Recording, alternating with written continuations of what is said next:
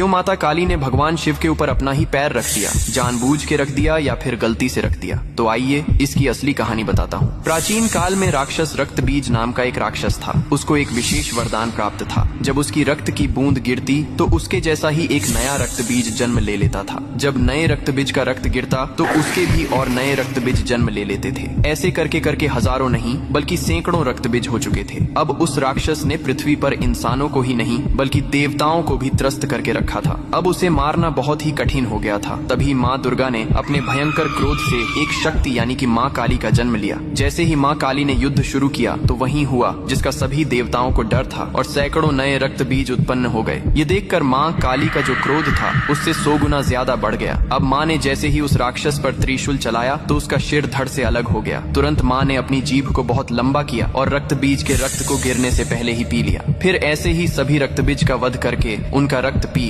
कर उनका क्रोध अब 100 गुना से 200 गुना बढ़ गया था। धरती कांपने लगी थी, समुद्र मथने लगे थे, देवता भयभीत होकर इधर उधर भागने लगे थे। तब देवताओं ने भगवान शिव से प्रार्थना की, हे महादेव, आप ही माता काली के संताप को शांत कर सकते हैं। शिव ने देवताओं की पुकार सुनी और माँ काली के सामने युद्ध भूमि में पहुंच गए। लेकिन माँ अपने तांडव में इतनी लीन थीं कि उन्होंने शिव को भी नहीं देखा। तभी भगवान शिव ने स्वयं माता के चरणों में लेट गए। जैसे ही माँ काली का पैर अनजाने में शिव के सीने पर पड़ा, तुरंत उनका क्रोध शांत हो गया। उन्होंने नीचे देखा तो अपने प्रिय पति शिव थे। यह देखकर उनकी जीभ शर्मिंदगी से बाहर निकल आई। इसके बाद शिव ने मुस्कुराते हुए कहा, हे माँ, तुम्हारा यह रूप सृष्टि के संतुलन के लिए था, लेकिन यह रूप अब धरती पर बहुत धाम धूम से पूजा जाएगा। यही कारण है कि तस्वीर में और मूर्तियों में माँ काली को शिवजी पर खड़े हुए दिखाया जाता है, जो बहुत ही शुभ माना जाता है।